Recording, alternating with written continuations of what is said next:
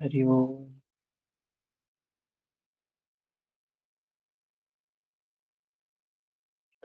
कोशिश करेंगे आज खत्म हो जाए शिव संहिता। 200 श्लोक तक हमने देखा है। इधर भी जल्दी से देख लेंगे, आज में कुछ ज्यादा नहीं है। ये 7 नोट आपके पास है। और आगे बनाएंगे तो भेज देंगे। सूर्य स्थान सहस्त्रदल कमल।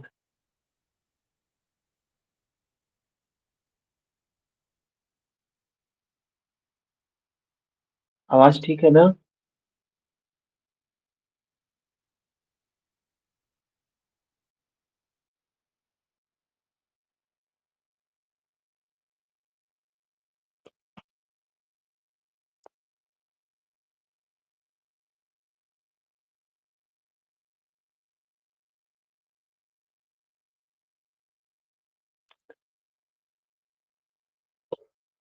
शिव संहिता हम लोग कई दिनों से देख रहे हैं।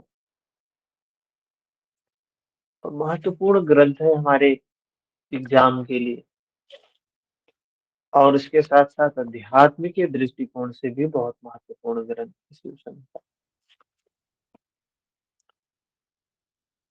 साधना विधि का वर्णन है इसमें। और हठ योग का महत्वपूर्ण ग्रंथ है शिव संहिता, जिसमें संवाद के रूप में। तो ये शिव संहिता समाप्त करके फिर हम हठ योग के जितने और ग्रंथ है उन सबको जल्दी जल्दी नोट ही डिस्कस करते हुए निकल चलेंगे। फिर कंपैरेटिव स्टडी में चीजें क्लियर हो जाया करती है। जब हम कंपैरेटिव स्टडी करते तो तो उसमें भी समय लगेगा। कंपैरेटिव स्टडी में उपनिषदों की कंपैरेटिव स्टडी, हठ योग के ग्रंथों की कंपैरेटिव स्टडी, उससे ज्यादा स्पष्ट होती है चीजें। तो 201 नंबर में क्या बता रहे हैं? पूर्वोक्त विधि के अनुसार अपने प्रतीक का ब्रह्मांड शरीर के बाहर चिंतन करके पुनः उसको महाशून्य में प्रविष्ट कराकर निर्विघ्न रूप से ध्यानस्थ हो जाना। क्या है? प्रतीक रूप में। तो ये हमारा जो शरीर है, यही है ब्रह्मांड, यही है पिंड। इसी को हमें प्रतीक रूप में इसको जानना है। भोक्ता भाव में नहीं, दृष्टा भाव में, साक्षी भाव में ज्ञान होना चाहिए इसका ना। हम तो सिर्फ मानते हैं, जानते तो कुछ भी नहीं है। एनाटॉमी फिजियोलॉजी हमने बहुत कुछ पढ़ लिया। इसको जान के ही ध्यानस्थ हुआ जा सकता है। फिर 102 नंबर, आदि मध्य और अंत में से शून्य करोड़ों सूर्य के समान।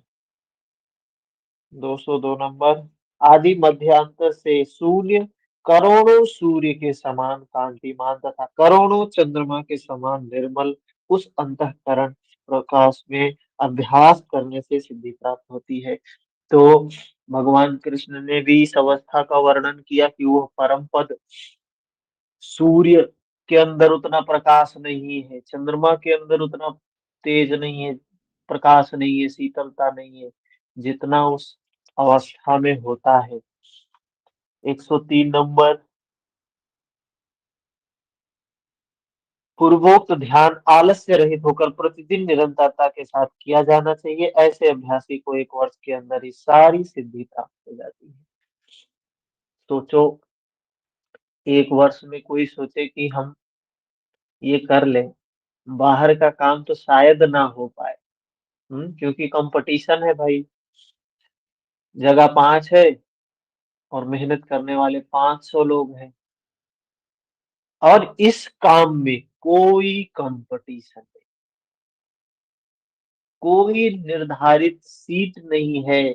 कितने लोग ही इस अवस्था को प्राप्त कर सकते हैं? जो भी आलस्य को त्याग कर, आसुरी संपत्ति को छोड़कर जो भी व्यक्ति ये काम करेगा ना, कह रहे हैं 1 साल में सिद्धि प्राप्त कर लेगा। बहुत बड़ी चीज़ है। उस ध्यान में जिस साधक का मन आधे क्षण के लिए भी निश्चित रूप से स्थिर हो जाता है, उसके समस्त पाप समूह क्षण मात्र में नष्ट हो जाते हैं। वह योगी है, वह श्रेष्ठ भक्त है, वही सभी लोकों में पूजा जाता है। कह रहे हैं, ऐसा व्यक्ति ही पूजनीय है, जिसने अपने मन को शांत कर लिया, स्थिर कर लिया, जिसके सम्यक ध्यान से मृत्यु संसार के मार्ग में पुनः आना नहीं पड़ता है। उस स्वादिष्ठान पर ध्यान का प्रयत्न पूर्वक अभ्यास करना चाहिए। कह रहे हैं, जिसके उससे जन्म नहीं होगा, फिर दोबारा आना नहीं है। काम तो वो करना है ना। इस शरीर का उद्देश्य तो यही है कि इस आवागमन से मुक्ति मिल जाए, दुःख से मुक्ति मिल जाए। शरीर का लक्ष्य तो यही है। 206 नंबर श्लोक। मैं इस ध्यान के महत्व का पूर्णतः वर्णन नहीं कर सकता। जो इसकी साधना करता है वही जानता है, वही हमारे द्वारा भी अनुमोदित होता है। भगवान कह रहे हैं, इसके बारे में हम बता नहीं सकते हैं। अरे क्या बताएगा कोई? क्या बता सकता है कोई उस अवस्था के बारे में, उस स्थिति के बारे में? ये तो हमने आपको बता दिया कि यहाँ से बनारस से मुंबई का रास्ता ऐसे-ऐसे जाना होगा, इस तरीके से। अभी तो मान लो ट्रेन है, फ्लाइट है, फ़ोर व्हीलर है, रोड है। पहले के समय में कुछ भी नहीं हुआ करता। सड़कें नहीं हैं, फ्लाइट भी नहीं है, ट्रेन भी नहीं है। लोग बैलगाड़ी से जाते थे, पैदल जाते थे। तो कैसे जाया करते थे? लोग बता देते थे, भाई ऐसे-ऐसे जाओ। एक व्यक्ति भगवान बुद्ध के पास आता है। बुद्धिमान व्यक्ति था। भगवान बुद्ध के पास आता है, बड़ी प्रशंसा करता, आप तो पहुँचे हुए व्यक्ति हैं और आपके सानिध्य में ना जाने कितने लोग पहुँच गए हैं। आप न जाने कितने को पहुँचा दिए हैं। मैं यहाँ बहुत दिनों से आता हूँ आपके आश्रम में, आपके इस निवास पर। तो यहाँ देखता हूँ जितने लोग साधना कर रहे हैं, कुछ तो ज़रूर पहुँच गए हैं। कुछ ने तो ज़रूर कुछ न कुछ पा लिया है। कुछ ऐसे भी हैं जो अभी कुछ नहीं पाए हैं, जिसमें मैं हूँ। तो मेरे अंदर एक शंका होती है, एक संशय होता है, तो कहते हैं पूछ। शंका संशय रखना नहीं चाहिए, पूछ ले जो कुछ। तो कहता है वो व्यक्ति, आपके पास, आप जैसे परम शक्तिशाली व्यक्ति के पास, आप जैसे कारुणिक के पास कोई व्यक्ति आए और कोरा रह जाए, खाली रह जाए, कैसे हो सकता है भगवान? तो वो उनको समझाने का उनका तरीका कुछ अलग ही था। तो कभी-कभी वो जिसने प्रश्न पूछा है उसी से प्रश्न पूछ लिया, पूछ लेते हैं। अच्छा, तो तू कहाँ का रहने वाला है? तो बताता है भगवान, मैं यहाँ का नहीं हूँ, मैं तो मगध देश। अच्छा, तो तुझे मगध, भगवान देख के बोलते तू यहाँ का लगता नहीं है, तेरी बोली से, तेरी अभी हम भी तो जान जाते हैं ना। व्यक्ति से किसी से मिलते हैं, बातचीत करते हैं तो हम पहचान जाते हैं उसके चेहरे से, उसकी भाषा से कि ये व्यक्ति कहाँ का होगा। तो कहते हैं तू यहाँ का तो नहीं है, कहाँ का रहने वाला? तो वो कहता है मैं मगध देश का रहने वाला हूँ। अच्छा, तब तो तुझे मगध यहाँ से आने-जाने का रास्ता खूब अच्छे से पता होगा। हाँ, बिल्कुल, मैं तो आता-जाता हूँ तो मुझे अच्छे से पता है। तो फिर जो कोई तुमसे मगध आने-जाने का रास्ता पूछता होगा, तुम्हारा कोई मित्र, तुम्हारा कोई सगा-संबंधी, तो तुम छिपाते हो कि बता देते हो उसे? तो कहता है इसमें छिपाने की क्या बात है? हम बराबर आते-जाते हैं, जो हमसे पूछता है हम उसको बता देते हैं। तो भगवान कहते हैं, तो जिनको तुमने रास्ता बताया वो सारे पहुँच गए वहाँ? कहा महाराज ऐसे कैसे होगा? बताया, हमने बताया, लेकिन वो चलेगा तब पहुँचेगा ना, वो जाएगा ही नहीं तो पहुँचेगा कहाँ? कोई व्यक्ति रास्ते के बारे में सुने और सिर झुकाए नमस्कार करे, बहुत अच्छा रास्ता है, बहुत अच्छा रास्ता है, बहुत अच्छा रास्ता है। चले नहीं, एक कदम जाए नहीं, तो क्या मिल जाएगा उससे? भगवान ने कहा मुझे पता है मुक्ति का रास्ता, क्योंकि मैं वहां तक पहुंचा हूँ, तो तुम्हें भी बताता हूँ, तुम भी जाओ, तुम भी पहुंच जाओगे। सरल सा मार्ग है, भटकोगे नहीं। लेकिन मनुष्य चाहता है कृपा से प्राप्त हो जाए, बाबा की कृपा से प्राप्त हो जाए, बाबा के आशीर्वाद से प्राप्त हो जाए, बाबा हमको अपने सिर पे बैठा के ले जाए, पहुंचा दे वहां। तो ऐसे में तो होने वाला नहीं है ना, तो दुखी रहो फिर। जब कोई आएगा, कृपा करेगा, तो तरेंगे हम। ये मनुष्य का शरीर मिला है, भगवान भी कह रहे हैं उसके बारे में कुछ नहीं बताया जा सकता है, चल के ही देखेगा व्यक्ति। उन्होंने तो जितना वर्णन कर दिया, अब यहाँ पथिक चलना शुरू कर दे तो चलते चलते उसको खुद ही रास्ता मिलता जाए। इसकी साधना करता है वही जानता है, वही हमारे द्वारा अनुमोदित है, भगवान भी कह रहे हैं। इसके ध्यान करने से ही साधक इसके विचित्र परिणामों को जान पाता है। ध्यान के बिना परिणाम नहीं जाने जा सकते हैं। इसके फलस्वरूप योग साधक अणिमा आदि सिद्धियों से संपन्न हो जाता है, इसमें कोई संदेह नहीं। भगवान शिव कहते हैं मेरे द्वारा समस्त तंत्रों में गुप्त राजयोग का वर्णन कर दिया गया। अब मैं प्रस्तुत राजाधिराज योग का संक्षेप में वर्णन करता हूँ। तो राजयोग, जो हम लोग समाधि जिसको कहते हैं, जिसको कैवल्य कहते हैं, जिसको उन्मनी कहते हैं, मनोन्मनी कहते हैं ये क्या है? वो वृत्ति निरोध की स्थिति है, जिस समय हमारा मन बिल्कुल विचार से, विकार से, वितर्क से शून्य हो जाए, कुछ भी नहीं है।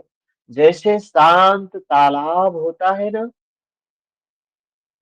शांत तालाब, तालाब नहीं कह सकते, वो स्विमिंग पूल, कितना साफ पानी होता है, नीचे पानी के नीचे का भी फर्श दिखाई देता है, और कितना शांत होता है।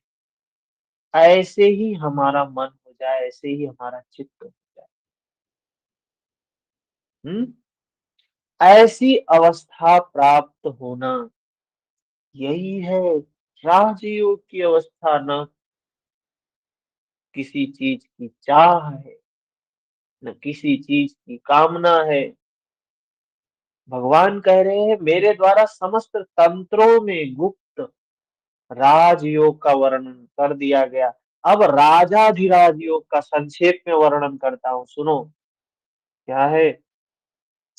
साधक जीव जंतुओं से रहित समुचित मठ में गुरु का सम्यक पूजन करके स्वस्तिक आसन लगाकर इस पर ध्यान करना चाहिए, इसका अभ्यास करना चाहिए। फिर उसके बाद 210 नंबर में, विद्वान साधक वेदांत की युक्तियों से जानकर मन को निरालंब कर अन्य किसी का चिंतन न करे, इस प्रकार जीव निरालंब हो जाता है। विद्वान साधक वेदांत की युक्तियों से जानकर मन को निरालंब कर अन्य किसी का चिंतन न करे, इस प्रकार जीव निरालंब हो जाता है। फिर 11 नंबर में, इस पूर्वोक्त ध्यान से महान सिद्धि की प्राप्ति होती है, इसमें कोई संदेह नहीं। मन को वृत्तियों से रहित करके स्वयं को आत्मस्वरूप हो जाना, स्वयं पूर्ण हो जाना। 212 नंबर श्लोक, इस प्रकार जो निरंतर साधना करता है वह योगी समस्त कल्पनाओं से रहित हो जाता है। मैं हूँ इस प्रकार की कोई भावना नहीं, मात्र भावना नहीं रह जाती है। मात्र आत्मा ही सदैव विद्यमान रहती है, मात्र आत्म तत्व ही सत्य है। कहते हैं ना कबीर, जब मैं था तब हरि नहीं, अब हरि है मैदान। हेरत हे सखी, रहा कबीर है। स्वयं का भान मिट जाना, मैं मेरे का भान मिट जाना, जिसको महर्षि पतंजलि निर्बीज समाधि कह रहे हैं। जहाँ बीज क्या है, मैं मेरे का भान समाप्त हो जाना, निर्बीज समाधि है। ठीक है। 13 नंबर, क्या क्या बंधन और किसकी मुक्ति। योगी तो सदा एक ही आत्मा को देखता है। जो योगी नित्य ऐसा चिंतन करता है, अनुभूति करता है, वह मुक्त ही है, इसमें कोई संदेह नहीं है। वस्तुतः वही योगी है, वही सच्चा भक्त है, वही समस्त लोकों में पूज्य है। 214 नंबर, जीवात्मा और परमात्मा का जो स्वरूप है वह मैं ही हूँ। भगवान कह रहे हैं जीवात्मा और परमात्मा का जो स्वरूप है वो मैं ही हूँ, वही मैं है। ऐसा मानकर मैं और तुम इन दोनों भावनाओं को त्याग करते हुए अखंड आत्मा का चिंतन कर सकते हैं। मैं मेरा अलग अलग है ऐसा नहीं, एक ही है। जीवात्मा परमात्मा एक ही है।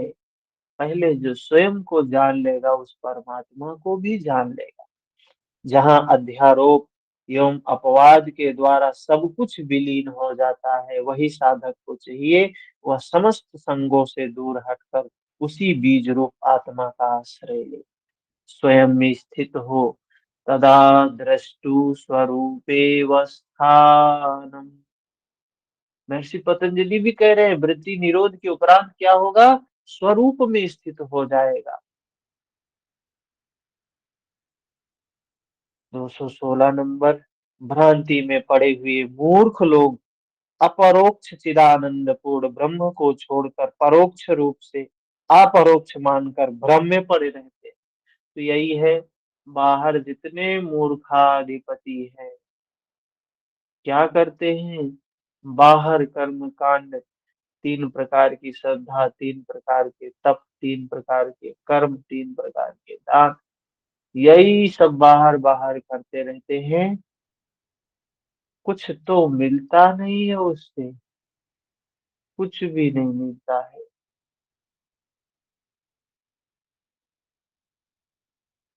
इसके बाद 217 नंबर, जो अपरोक्ष साक्षात पर ब्रह्म को त्याग कर परोक्ष को ही यह चर अचर जगत मानने लगते हैं, वे उसी में सदा निमग्न रहते हैं। जो साक्षात पर ब्रह्म को त्याग कर, उस परमात्मा को त्याग कर परोक्ष को ही यह चर अचर जगत मानने लगते हैं, उसी में निमग्न रहते हैं, जिससे ज्ञान उत्पन्न होता है और अज्ञान का उद्भव बिल्कुल नहीं होता। ऐसा संग से रहित होकर योगी सदा अभ्यास करता है। संग अर्थात आसक्ति से रहित होकर, आसक्त नहीं होना है किसी के। 4 प्रकार की आसक्ति मैं बताया हूँ। एक तो मैं के प्रति आसक्ति, बहुत खतरनाक। मैं ऐसा, मैं मैं इतना अच्छा घर में जन्मा, इतना बड़े घर में जन्मा, इतना अच्छे कुल में जन्मा, मैं ऐसा, मैं इतना विद्वान, मैं इतना सुंदर, मैं इतना अच्छा, इतना बलशाली, इतना धनवान। ये क्या है, खतरनाक है, आसक्ति है मैं के प्रति। और कोई व्यक्ति उस मैं के प्रति एक शब्द भी बोल देता है, आदमी तिलमिला जाता है, जलता है। दूसरा मेरे के प्रति, हाँ मेरे, कहते हैं ना मेरे, मेरी पत्नी, मेरा पति, मेरा बेटा, मेरी बेटी, मेरा घर, मेरी गाड़ी। कोई व्यक्ति आपके घर के बारे में ही बोल दे कुछ तो देखिए क्या होता है, आग लग जाती है। हाँ मेरे घर को ऐसे कह दिया,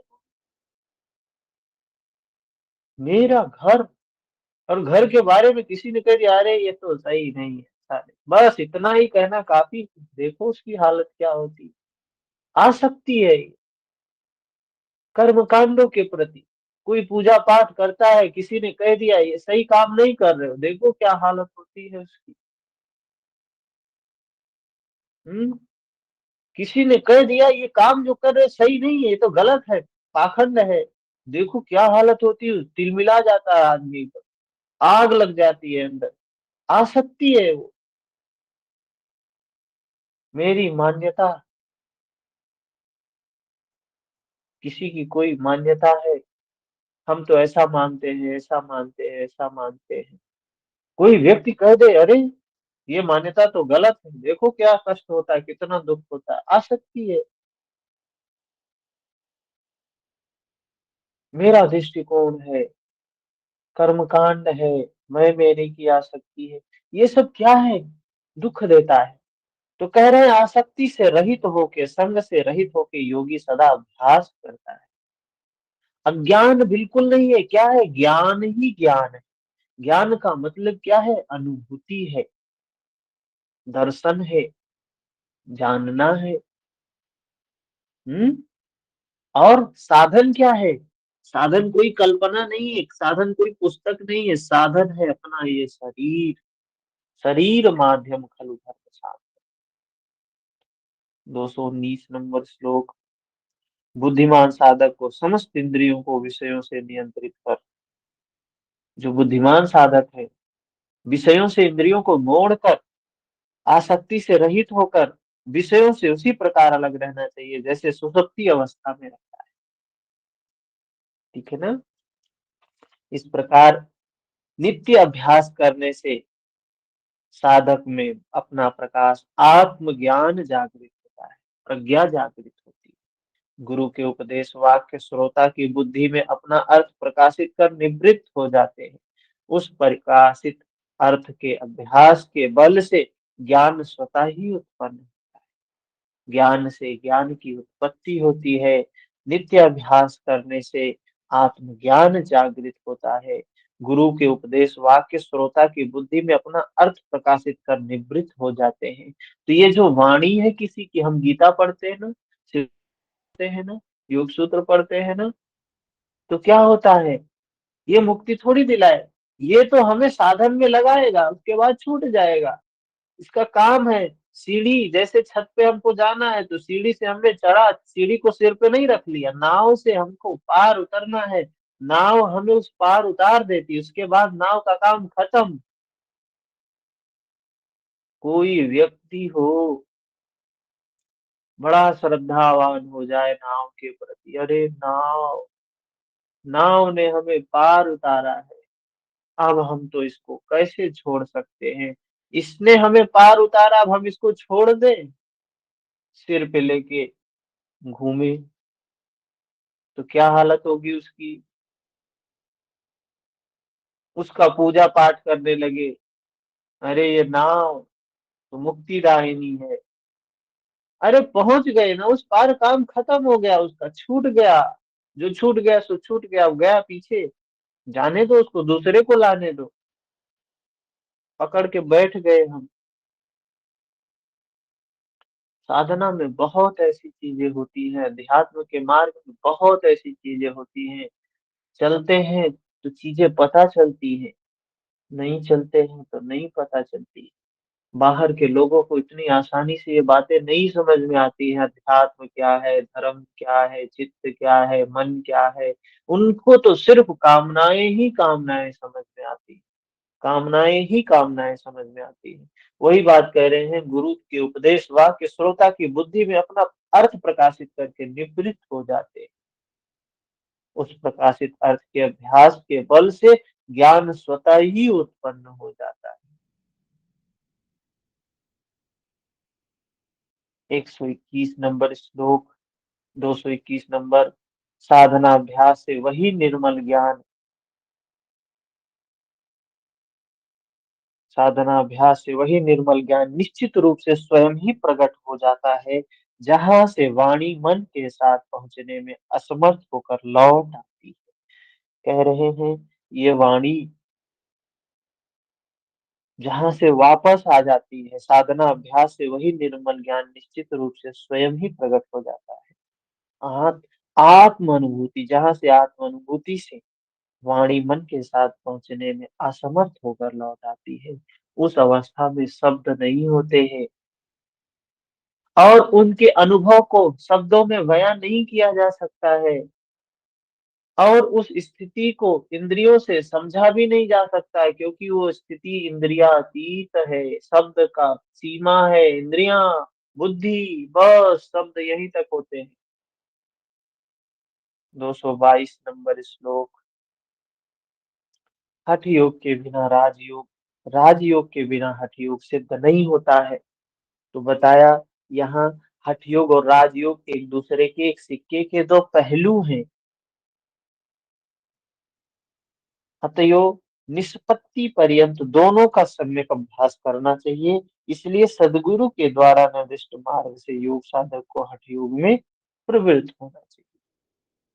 जो साधक शरीर भाव में स्थित होकर जीवन व्यतीत करता है तथा योग का आश्रय नहीं लेता है, केवल इंद्रियों के द्वारा विषयों का भोग करने के लिए जीवित रहता है, इसमें कोई संदेह नहीं। भगवान कृष्ण ने तो भी बताया ना, ऐसे व्यक्ति को क्या कहा, आसुरी संपद वाले हैं। 224 नंबर श्लोक। अभ्यास के परिपक्व होने पर मिताहार की शरण लेना अत्यावश्यक है। स्वभावतः होने भी लगता है। जैसे जैसे वाकई में हम साधना में आगे होंगे ना, जैसे जैसे हमारे अंदर में प्रकाश बढ़ेगा, धीरे धीरे अंधकार स्वतः ही बाहर निकल जाता है, उसको निकालना नहीं पड़ता है। हमको करना क्या है, किसी को निकालना नहीं है घर से, हमको अंधकार को बाहर नहीं निकालना है, हमको अपने प्रकाश को बढ़ाना है, दैवी संपद को बढ़ाना है। जैसे जैसे हमारे अंदर दैवी संपद बढ़ती जाएगी, वैसे वैसे हमारे अंदर से प्रकाश प्रकाश बढ़ता जाएगा, वैसे वैसे अंधकार स्वतः ही निकलता चला जाएगा। कोई भी चीज अच्छी नहीं है, कोई भी चीज बुरी नहीं है। हम हर व्यक्ति के अंदर कमियां होती हैं, आसुरी संपत्त हर व्यक्ति के अंदर होता है। लोभ, क्रोध, कामनाएं, वासनाएं सबके भीतर होती है। कोई व्यक्ति इनसे परे नहीं है। बाहर भले ही हर आदमी दिखावा करे, दिखाई दे, अरे तो बड़ा संत आदमी, संत बाहर से होता है, दिखता है, लेकिन मन संत नहीं होता है। साधना करनी पड़ती है संतत्व को प्राप्ति के लिए। साधना से चीजें होती हैं। कोई भी चीज अच्छा नहीं, कोई भी चीज बुरा नहीं। जब 1000 लोगों की हत्या किया हुआ व्यक्ति मुक्त हो सकता है, और एक दो नहीं, हजारों हजारों की संख्या में ऐसे व्यक्ति मुक्त हो सकते हैं, तो हम लोगों ने तो उनके सामने तनिक भी पाप नहीं किया है। हम लोग भी अवश्य मुक्त हो सकते हैं, अवश्य अपने मन को निर्मल कर सकते हैं। करना पड़ेगा श्रद्धा के साथ, विश्वास के साथ। तो जैसे जैसे प्रकाश बढ़ता जाता है ना, तैसे तैसे हमारे अंदर से बुराई कम होती चली जाती है, कम होती चली जाती है। 225 नंबर। बुद्धिमान साधक को चाहिए कि वह सभा में अनेक प्रकार की अधिक बातचीत को त्याग कर अत्यंत समुचित एवं साधु भाषण ही करे। उसी तरह केवल प्राण रक्षा के लिए ही संभाषण करे। अधिक बोलना अच्छी बात नहीं होती है। अगर साधना में आगे बढ़ेंगे ना, तो ये हम अहम पैदा करता है। ज्ञान भी अहम पैदा करता है। ये पुस्तकीय ज्ञान जो होता है ना, बहुत खतरनाक होता है। एक भूत सिर पे चढ़ जाता है, अरे हम तो इतने ज्ञानी, हम तो इतने ज्ञानी, हम तो इतने ज्ञानी।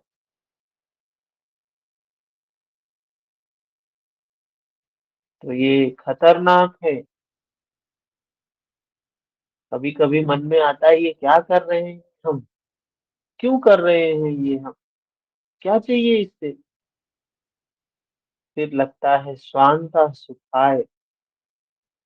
वाकई में गीता पढ़ रहे हैं तो सिर्फ स्वांता सुखाय, शिव संहिता पढ़ रहे हैं तो सिर्फ, हमें ये नहीं लगता हम आपको पढ़ा रहे हैं, आप तो जुड़ रहे हैं, आपकी बात है, आपको लाभ मिल रहा है, अच्छी बात है। लेकिन हम पढ़ रहे हैं स्वांत सुखाय, खुद के आनंद के। जब हम अपना भला करते हैं तो दूसरों का भला कर सकते हैं।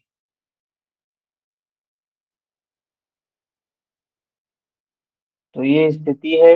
अभी रिकॉर्डिंग क्लास की जो रिकॉर्डिंग है पीछे की, हम भेज देते हैं आपको।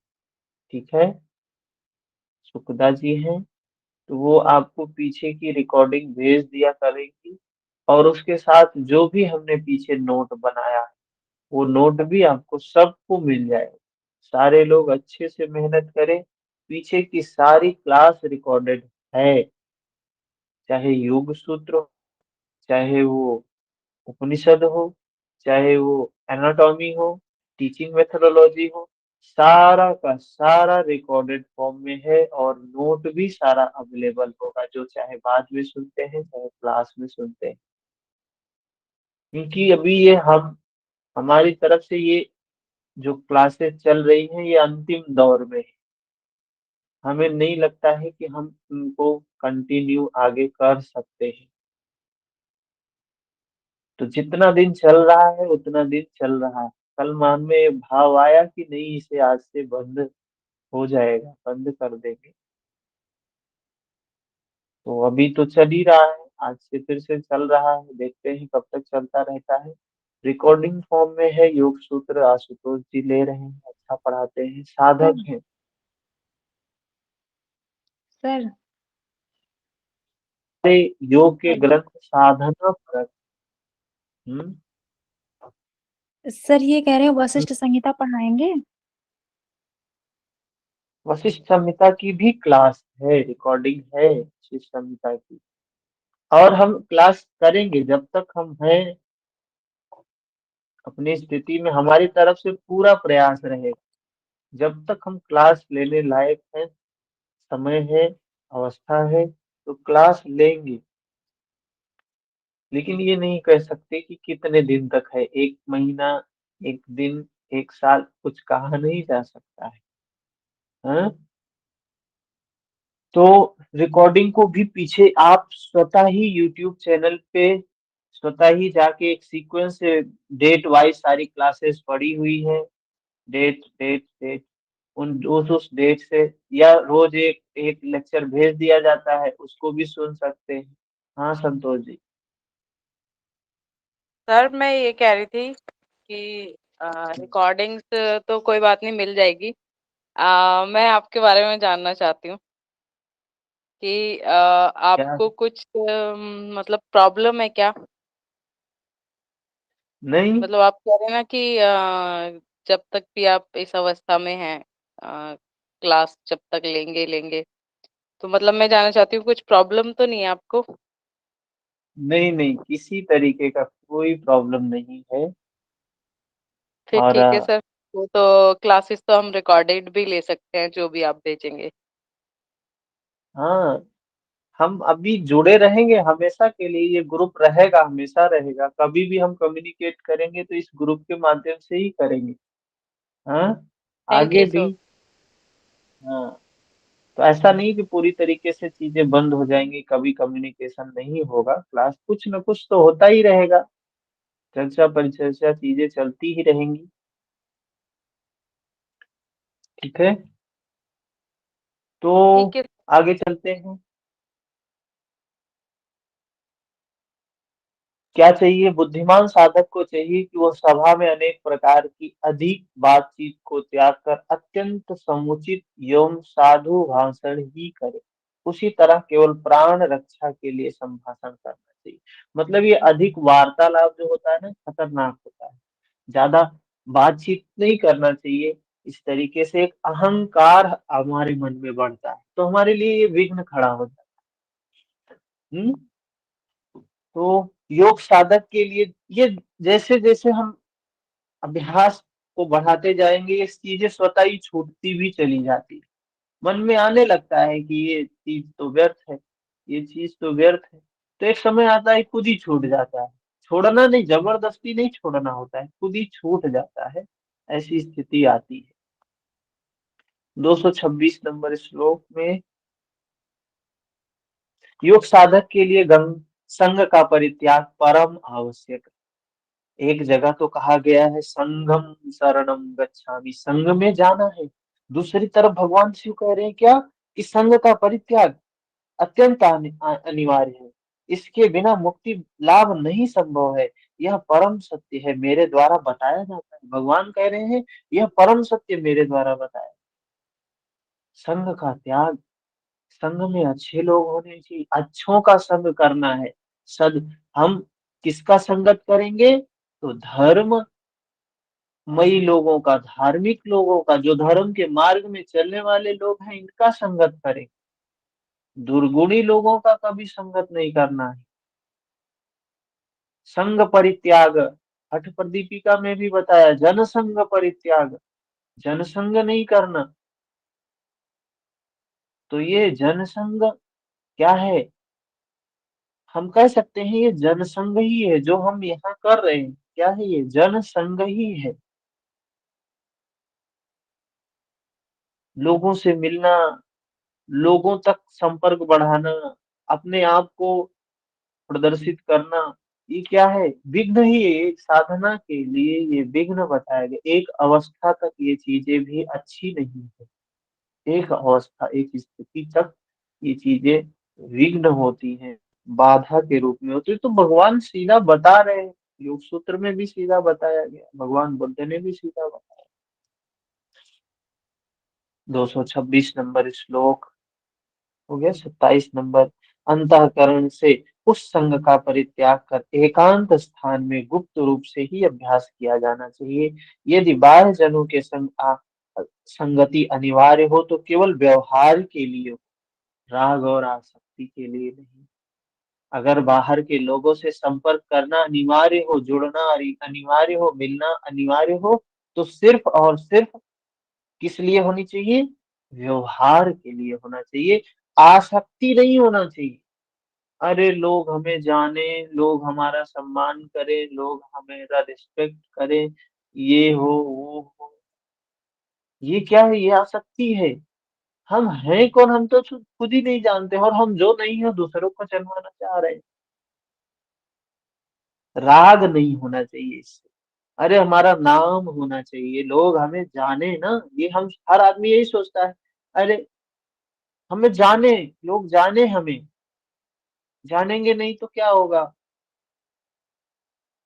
फॉलोअर बढ़ने चाहिए, जानने वाले लोग बढ़ने चाहिए, ये बढ़ना चाहिए, ये भाव होता है। ये विघ्न है, ये योग मार्ग के लिए, साधना के लिए विघ्न है। 27 नंबर श्लोक हो गया। 28 में, वे सभी लोग जो प्रारब्ध कर्मानुसार उत्पन्न हुए हैं, जो हम सभी का जो जन्म हुआ है हमारे पूर्व जन्म के कर्म के अनुसार हुआ है। जैसा हमारा कर्म था उसी प्रकार से हमारी उत्पत्ति हुई है। अपने अपने कर्म में लगे रहते हैं। यदि उन कर्मों में स्वयं को निमित्त मान लिया जाए तो कोई दोष नहीं। कितनी सुंदर बात कह रहे हैं। हर क्षण हम दुखी होते हैं, व्याकुल होते हैं, अशांत होते हैं। दुख बुरा है कि अच्छा है?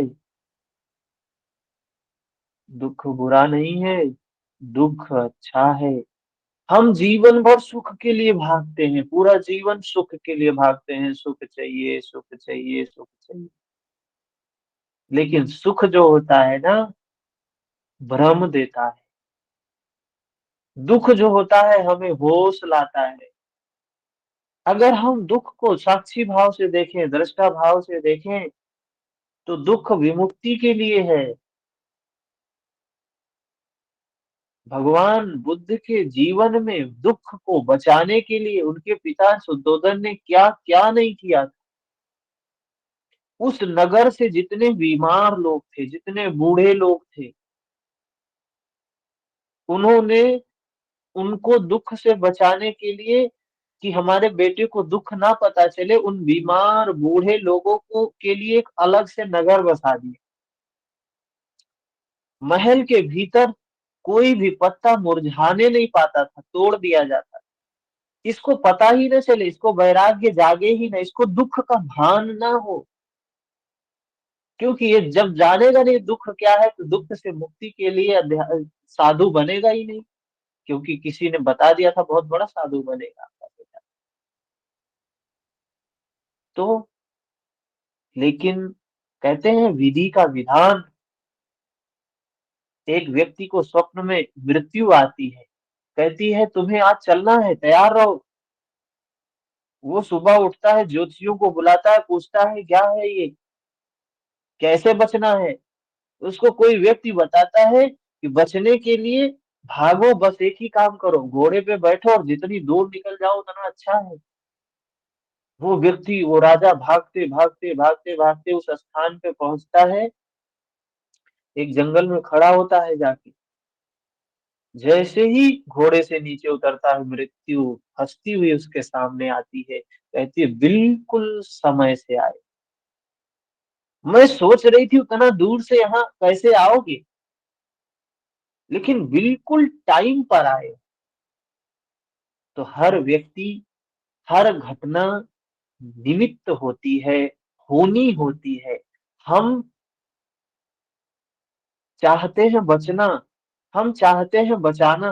वो राजा बचना चाह रहा, और वो एक राजा बचाना चाह रहा था अपने पुत्र को, लेकिन दोनों कारण बन जाते हैं, कारण बन जाते हैं। एक राजा शुद्धोधन कारण तैयार करता है अपने बेटे को वैराग्य होने का, और एक समय आता है कि गौतम, सिद्धार्थ गौतम उसी नगर में जाता है, वहां उसे वही बूढ़े दिखाई देते हैं, वही बीमार दिखाई देते हैं, और वही नगर देख के उसके अंदर वैराग्य आता है। उस नगर का निर्माण उसके पिता ने ही किया था, लेकिन किस लिए किया था, कि हमारे बेटे को दुख ना पता चले। तो दुख हमारा परम मित्र है। महर्षि पतंजलि कहते हैं परिणाम ताप संस्कार दुख गुण वृत्ति विरोधाच, दुख में वो सर्वम विवेकी ना। एक विवेकी व्यक्ति के लिए सर्वम दुखम, सब दुख ही है। सुख नाम की कोई चीज है ही नहीं, सिर्फ भ्रांति है सुख नाम की चीज। तो हमें जो कुछ भी मिलता है, हमारे कर्म के फल आए हैं, उनको हमें हंस के मुस्कुरा के स्वीकार कर लेना चाहिए। कोई भी चीज नित्य नहीं है इस जगत में। ये बुद्धि के स्तर पे हम बात को समझ रहे हैं, लेकिन जीवन में तभी होता है जब साधना होती है। जब हम साधना में आगे बढ़ते हैं, तो जीवन में ये चीजें होने लगती हैं, जीवन में ये चीजें होने लगती हैं, प्रैक्टिस में ये चीजें आ जाती है, हमारे जीवन में आ जाती है। तो जीवन में दुख आता है तो भी सहज स्वीकार कर लेते हैं, सुख आता है तो भी सहज स्वीकार कर लेते हैं। न उसके प्रति द्वेष है, न उसके प्रति राग है, न उसके प्रति आसक्ति है, कोई कामना नहीं है। जो है सो है, जैसा है वैसा है, क्योंकि हमने तो कुछ किया नहीं है। अभी हम कुछ कर भी नहीं सकते, हम सिर्फ और सिर्फ उसको स्वीकार कर सकते हैं। और योग वही है, कितनी सरलता से चीजों को हम स्वीकार कर लेते हैं। योग का काम ही यही है, और कुछ नहीं है योग। 29 नंबर, गृहस्थ आश्रम में स्थित साधक भी इस प्रकार सब बुद्धि से निश्चय करके जब कर्म करता है तो उसे सिद्धि प्राप्त होती है। कह रहे हैं इसमें यह फर्क नहीं पड़ता है कोई व्यक्ति बूढ़ा हो, जैसे समाज में कहते हैं अरे बूढ़ा होने पे ये सब धर्म कर्म किया जाता है, ऐसा कुछ भी नहीं है। गृहस्थ में भी रहते हुए हमको योग की जरूरत है, जीवन जीने की कला की जरूरत है, गृहस्थ में रहते हुए ही है।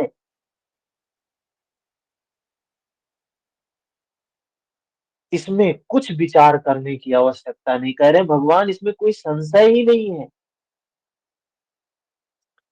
30 नंबर, जो गृहस्थ आश्रम में स्थित साधक समस्त अंग संग का त्याग कर पाप पुण्य से रहित हो जाता है, वह गृहस्थ धर्म में रहता हुआ भी मुक्त होता है। भगवान कह रहे हैं जो गृहस्थ धर्म में, गृहस्थ जीवन में रहते हुए पत्नी है, बच्चे हैं, परिवार है, माँ है, पिता है, काम करता है।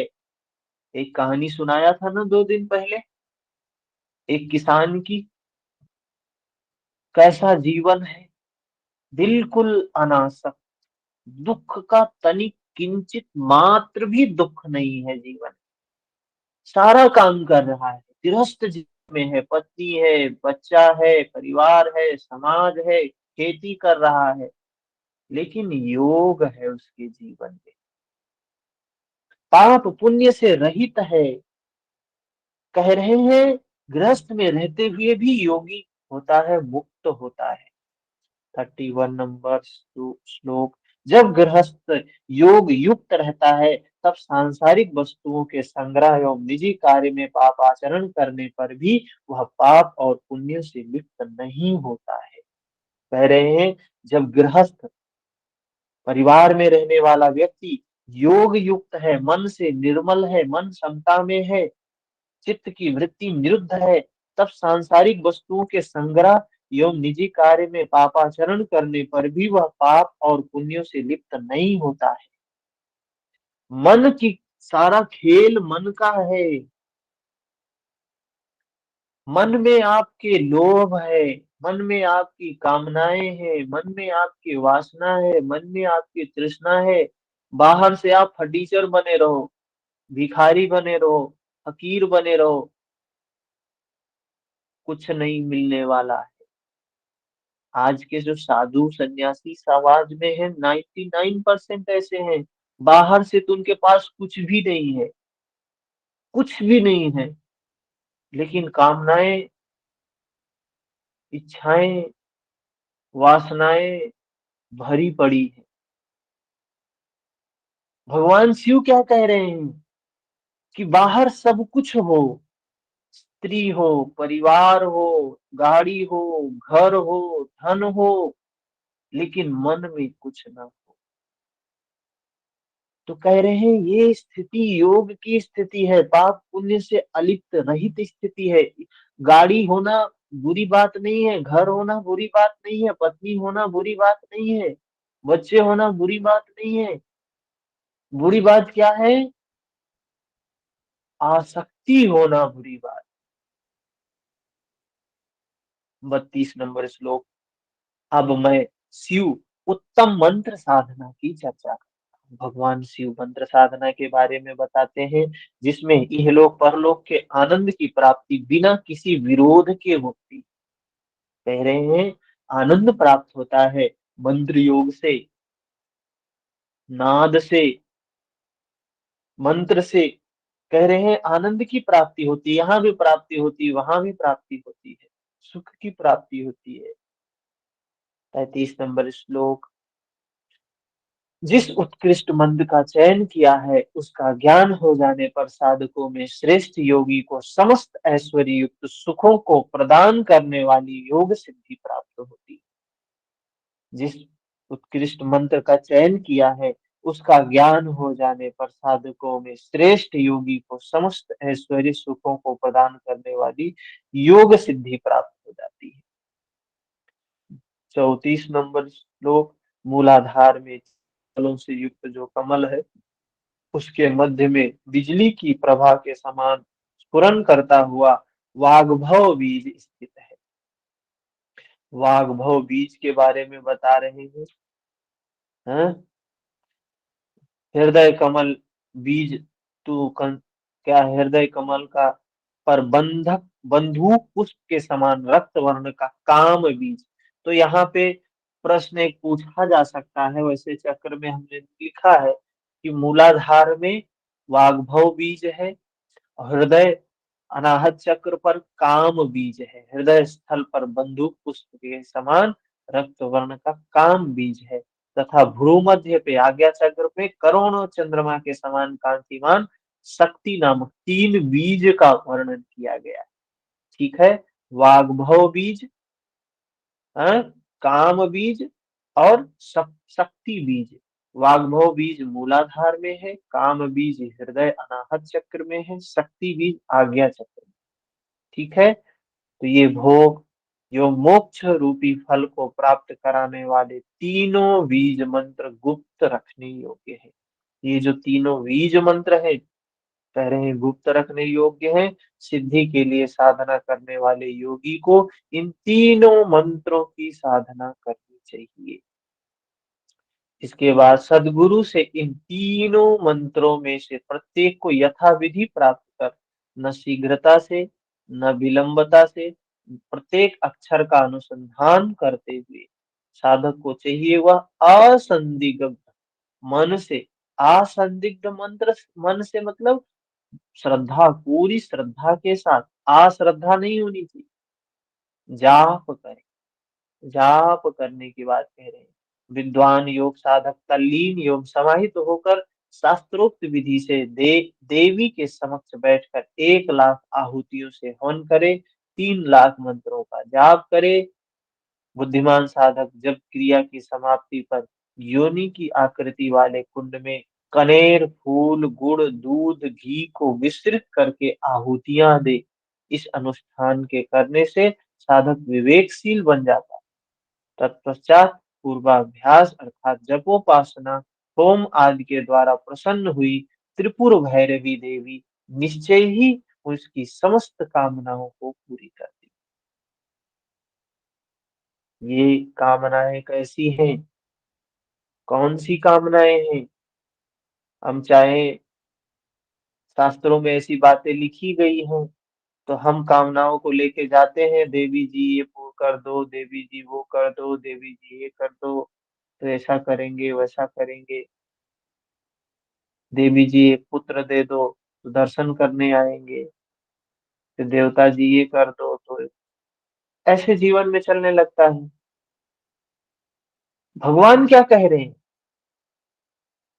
कह रहे हैं सिद्धि के प्राप्ति, सिद्धि के बाद सारी कामनाएं पूरी होती हैं, और हम कहते हैं पहले कामना पूरी करो फिर सिद्धि करें।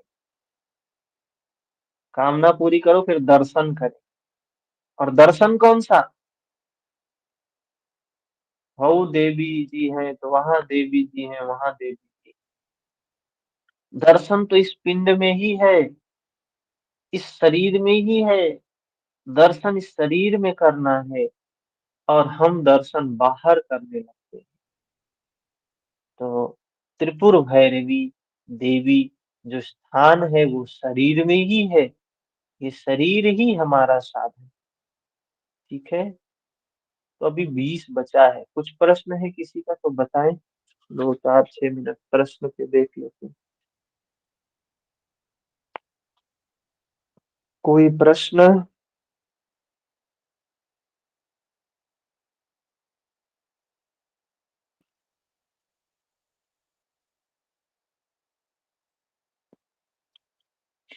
किसी का कोई प्रश्न नहीं है तो देखिए, रिकॉर्डिंग जो पीछे की है उस रिकॉर्डिंग को सारे लोग देखें, जो डेली भेजी जा रही है 1 2 रिकॉर्डिंग।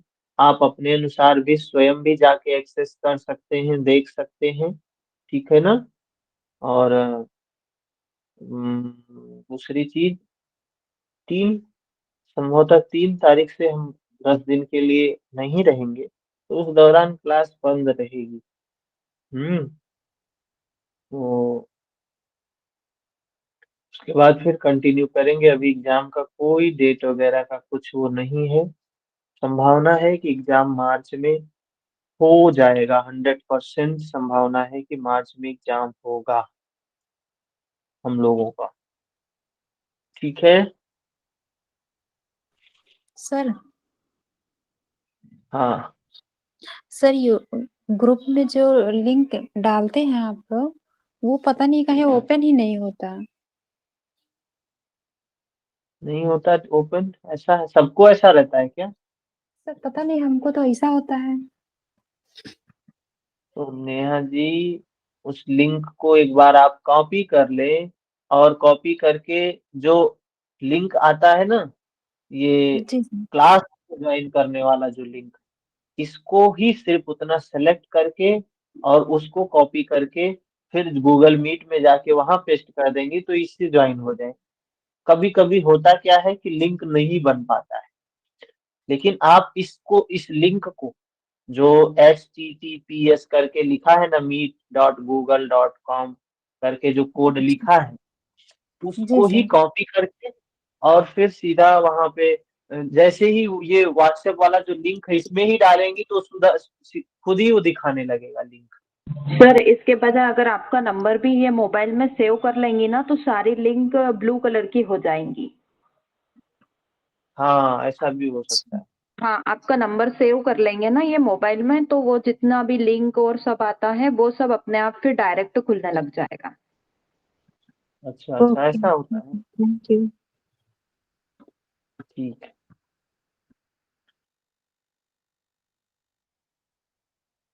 और कोई प्रश्न नहीं है किसी का? समय बहुत कम है, समय बहुत कम है, और जितना जल्दी हो सके, समय जितना हो सके उतना दें तैयारी के लिए। पूरा समय उसी पे लगाएं सभी। ठीक है, समाप्त करते हैं, मिलते हैं कल भगवत गीता की क्लास में। शाम को योग सूत्र की क्लास होगी आशुतोष जी के द्वारा। हरिओम। Thank you.